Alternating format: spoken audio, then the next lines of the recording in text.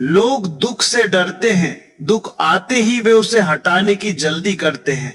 वे चाहते हैं कि दुख जल्दी चला जाए, जैसे कोई बीमारी हो। वे उसे डिस्ट्रैक्ट करके दबाते हैं, उसे बुझी बनकर ढकते हैं, उसे हंसी के पीछे छिपाते हैं, क्योंकि दुख भीतर की आवाज है और भीतर की आवाज सुनने का साहस बहुत कम लोगों में होता है। लेकिन मैं तुमसे एक अलग बात कहता हूं, दुख कोई शाप नहीं है, दुख कोई सजा नहीं है, दुख एक संकेत है। दुख तुम्हें यह बताने आता है कि तुम अपने ही जीवन से दूर हो गए हो। तुम जी तो रहे हो पर अपने तरीके से नहीं, तुम चल तो रहे हो पर अपनी दिशा में नहीं, तुम मुस्कुरा तो रहे हो पर भीतर से नहीं, तुम बोल तो रहे हो पर सच नहीं, तुम रिश्ते निभा तो रहे हो पर खुद को खोकर। और जब तुम खुद को खो देते हो तब दुख जन्म लेता है। तुमने देखा होगा, कभी कभी सब कुछ ठीक चल रहा होता है फिर भी मन भारी होता है। कभी तुम्हारे पास लोग होते हैं फिर भी अकेलापन होता है। कभी तुम्हारे पास काम होता है फिर भी खालीपन होता है। कभी तुम्हारे पास सफलता का मौका होता है फिर भी डर बैठा होता है। ये सब संकेत है। ये संकेत कहते हैं कि बाहर की चीजें बढ़ गई है, भीतर का स्पर्श कम हो गया है। ये खालीपन कोई गलती नहीं है, ये खालीपन तुम्हें बुला रहा है।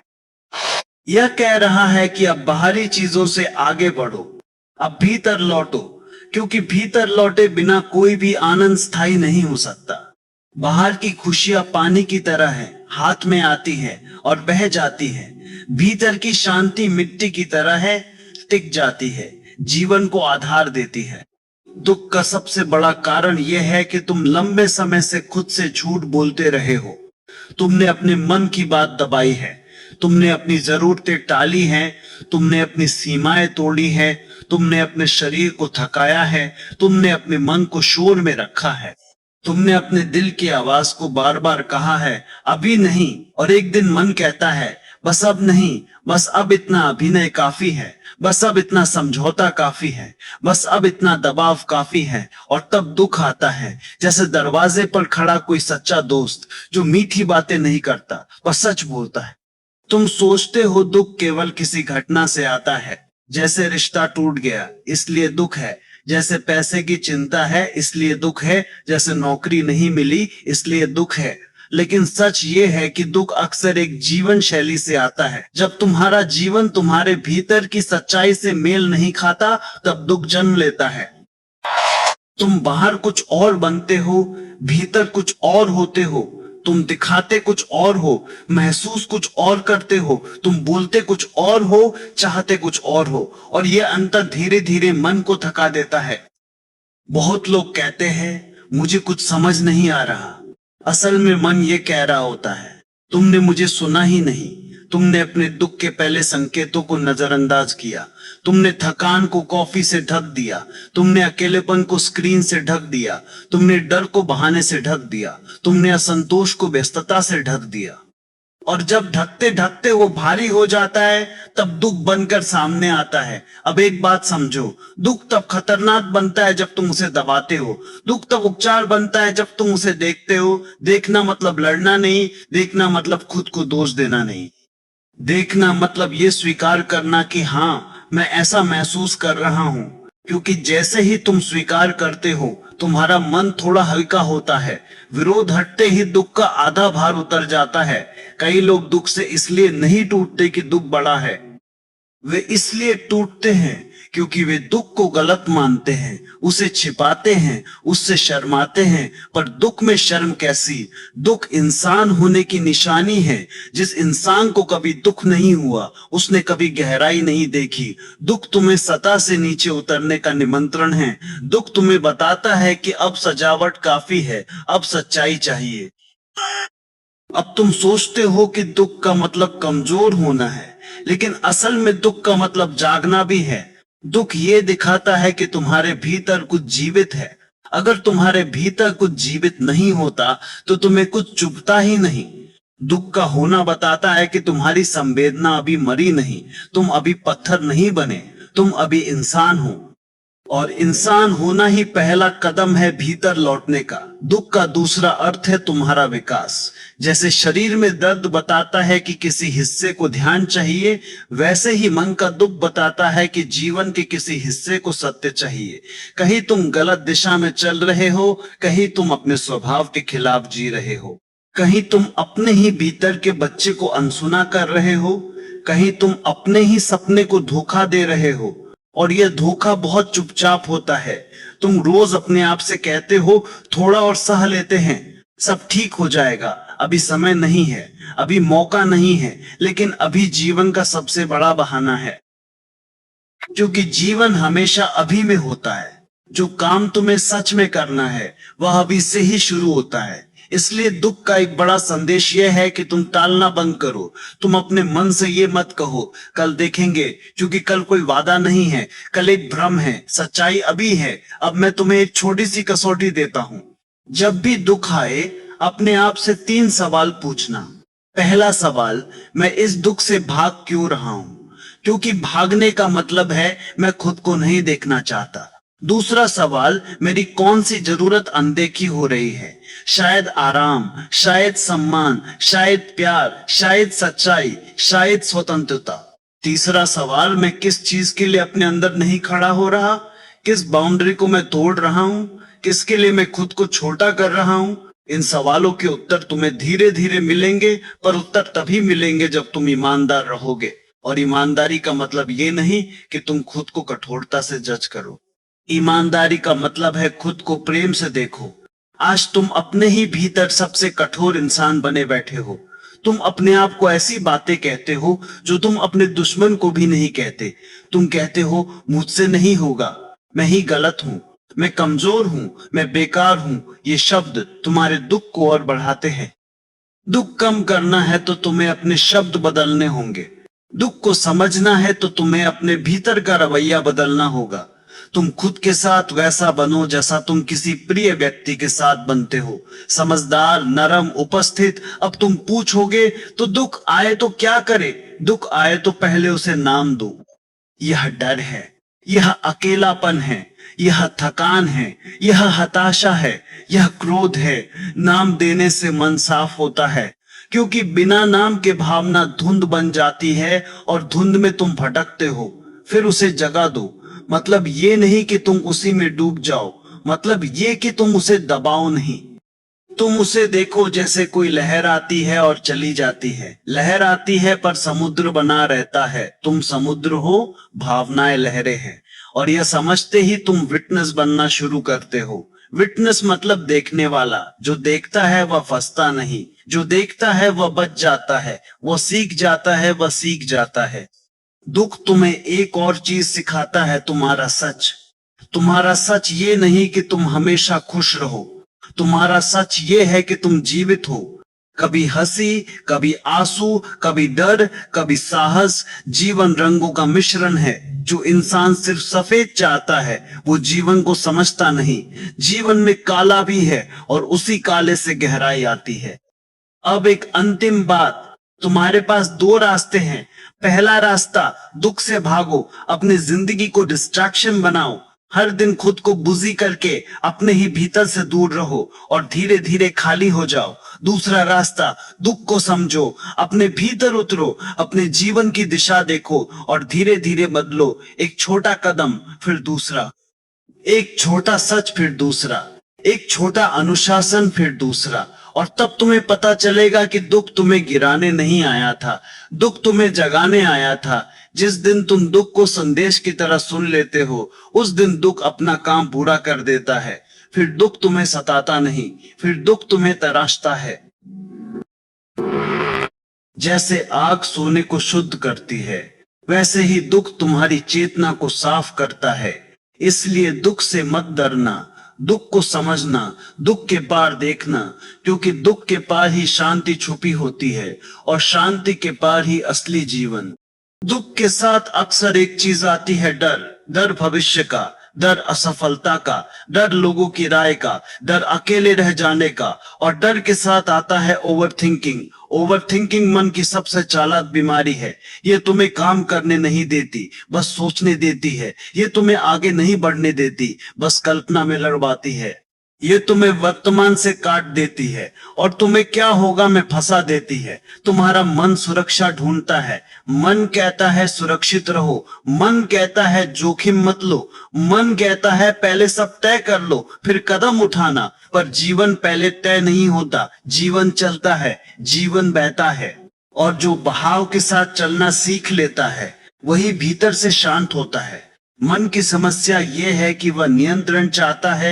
उसे लगता है कि अगर सब कंट्रोल में होगा तो दुख नहीं होगा, पर दुख कंट्रोल से नहीं हटता। दुख अवेयरनेस से कम होता है। दुख तब कम होता है जब तुम उसे समझने लगते हो, और दर्द तब कम होता है जब तुम उसे नाम देकर देखना सीखते हो।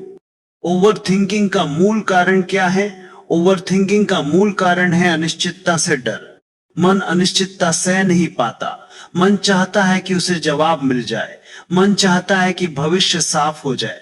मन चाहता है कि उसे असुरेंस मिल जाए। लेकिन जीवन असुरेंस नहीं देता। जीवन सिर्फ अवसर देता है। जीवन सिर्फ क्षण देता है, और क्षण में जीने की कला ही असली बुद्धिमानी है। तुम्हें लगता है तुम सोचकर अपने आप को बचा रहे हो, पर सच ये है कि तुम सोचकर अपने आप को रोक रहे हो। तुम्हारा मन बार बार वही कहानी दोहराता है, वही चिंता, वही कल्पना, वही डर।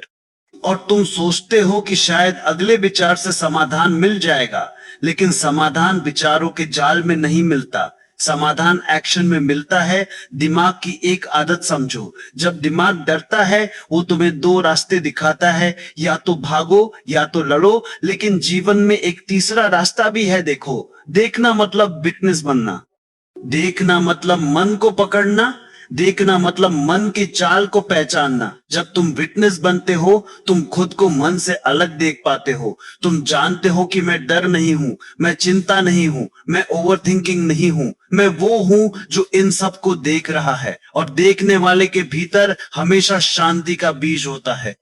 ओवर थिंकिंग क्यों बढ़ती है? क्योंकि तुम अपने अंदर एक दबाव लेकर चलते हो। तुमने खुद से बहुत अपेक्षाएं बना ली है। तुमने खुद को एक प्रदर्शन बना लिया है। तुम चाहते हो कि हर कदम परफेक्ट हो।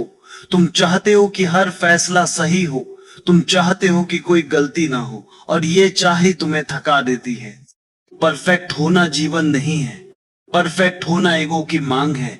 जीवन तो प्रयोग है, जीवन तो सीखना है, जीवन तो गिरकर उठना है। और जो गिरकर उठना सीख लेता है उसे डर कम लगता है। मन कहता है अगर फेल हो गए तो, लेकिन फेल होने से ज्यादा खतरनाक है कोशिश ही ना करना। क्योंकि कोशिश न करने से तुम्हारी आत्मा में धीमा जहर भरता है पछतावा।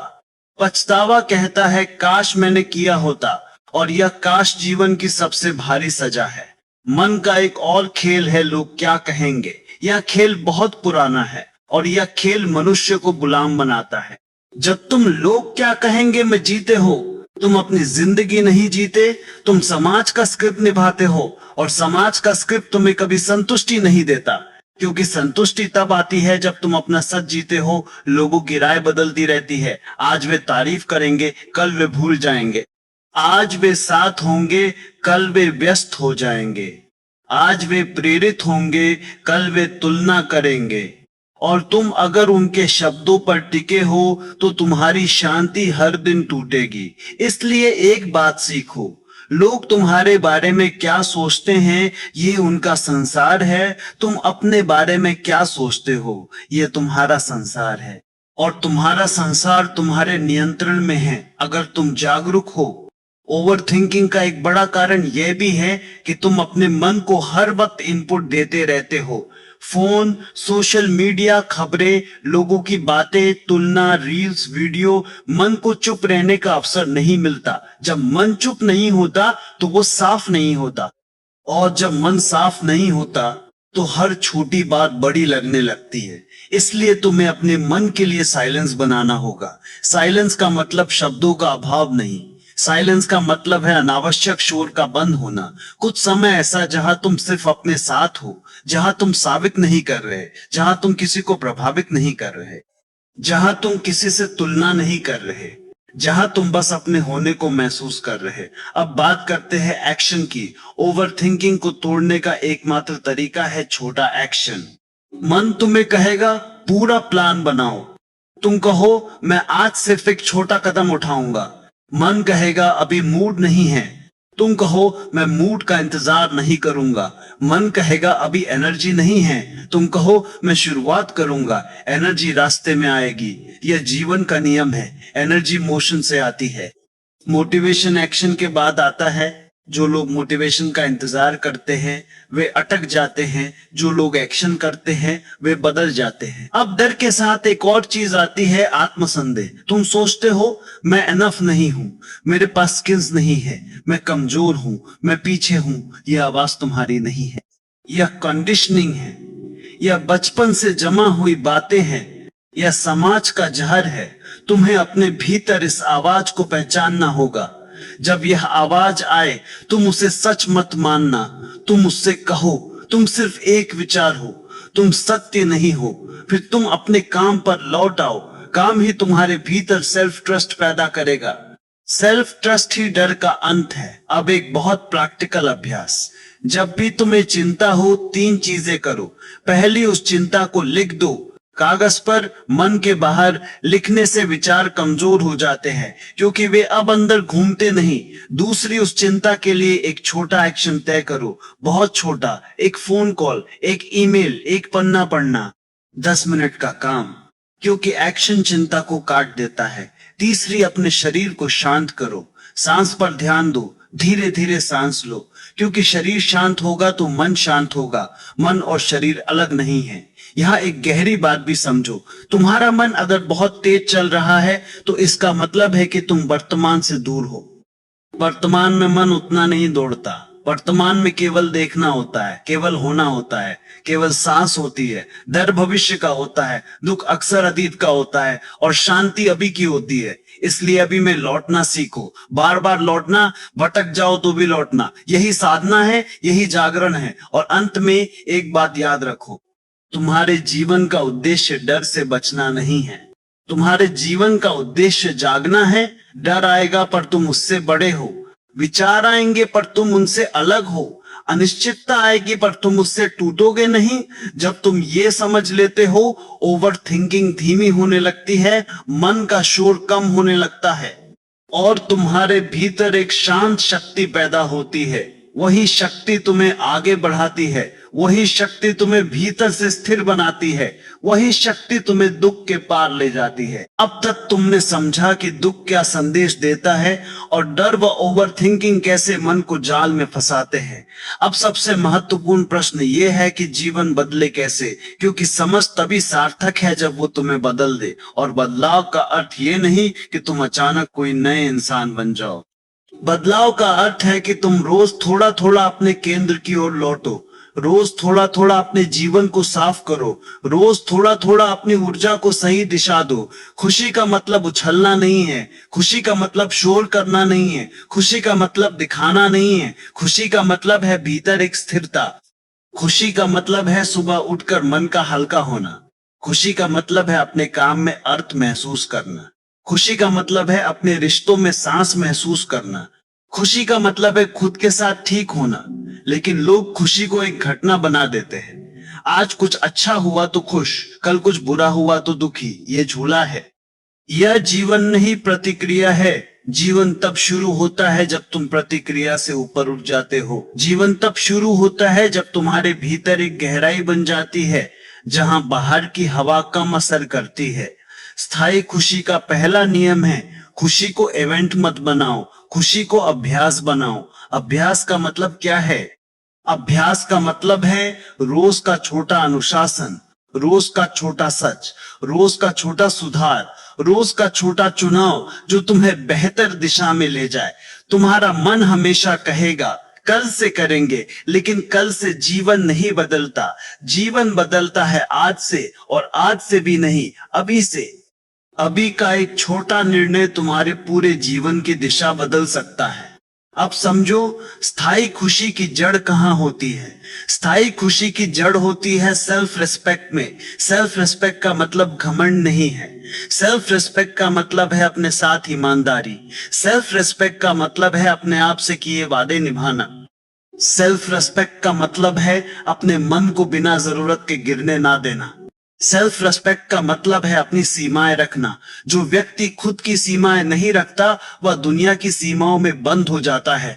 दुनिया तुम्हें इस्तेमाल कर लेती है, लोग तुम्हें खींच लेते हैं, उनकी जरूरतें बढ़ती जाती है और तुम्हारी ऊर्जा घटती जाती है और फिर तुम थक जाते हो।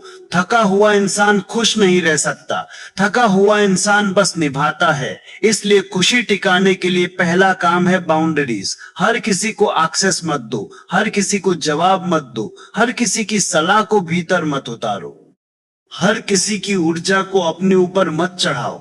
बाउंड्रीज का अर्थ ये नहीं कि तुम कठोर हो जाओ। बाउंड्रीज का अर्थ है कि तुम साफ हो जाओ। साफ मतलब स्पष्ट।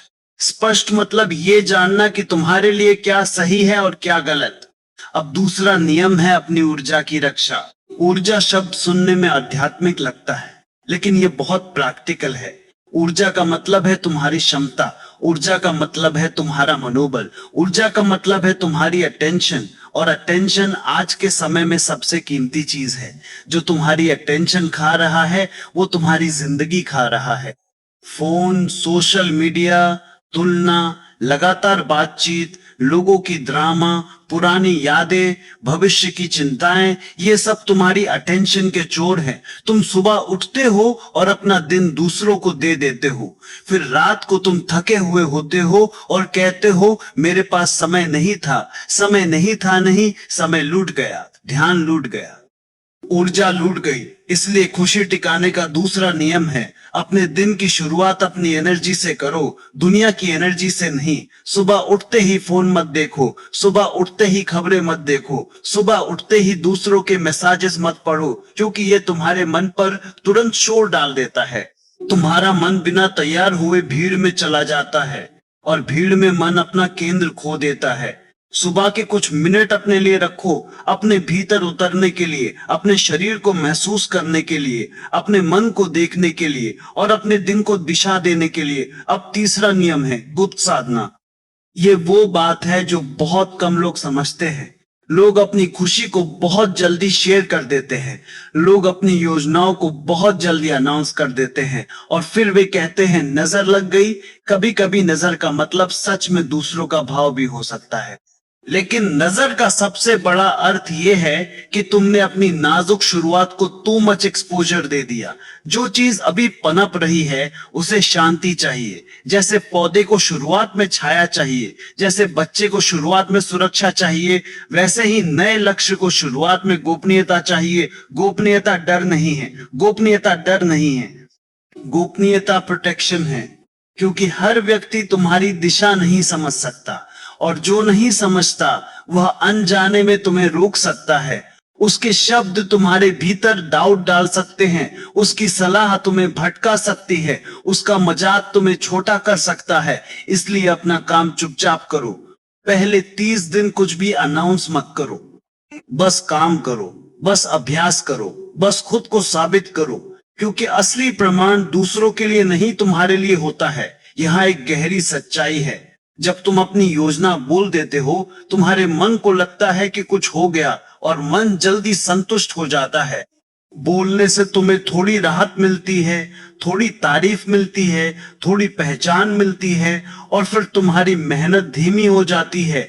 इसलिए बोलने से पहले करने की कला सीखो। कम बोलो, ज्यादा बनो। अब चौथा नियम है आदतों का निर्माण। तुम्हारा जीवन तुम्हारी आदतों का परिणाम है। तुम्हारी आदतें तुम्हारे दिन का ढांचा है। तुम जैसा दिन जीते हो वैसी ही जिंदगी बनती है। अगर तुम्हारा दिन बिखरा है तुम्हारी जिंदगी बिखरेगी। अगर तुम्हारा दिन साफ है तुम्हारी जिंदगी साफ होगी।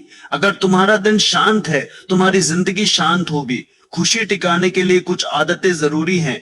नींद का सम्मान, शरीर की देखभाल, खाने में जागरूकता, काम में नियमितता और मन के लिए थोड़ी शांति। लोग सोचते हैं खुशी एक बड़ी चीज है, पर खुशी अक्सर छोटी चीजों से बनती है। समय पर सोने से, सुबह सही समय पर उठने से, काम को टालने से बचने से, फोन की आदत को सीमित करने से, अपनी बात साफ बोलने से और खुद के लिए समय रखने से। अब पांचवा नियम है अर्थ।